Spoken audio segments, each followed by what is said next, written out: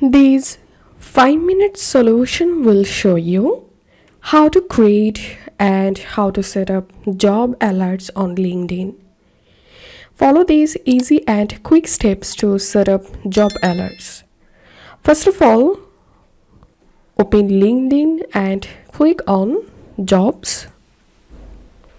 Click on Job Alerts.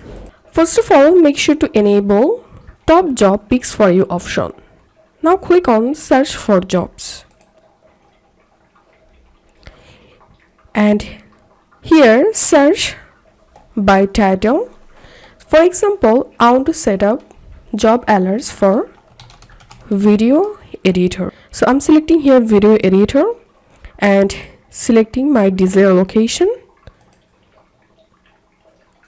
Once done, you will get the set alert option.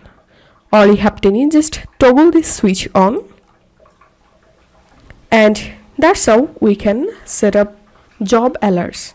To check it, I'm going to my LinkedIn feed again and clicking on jobs, clicking on job alerts, and as you can see, I've successfully created or added a job alert.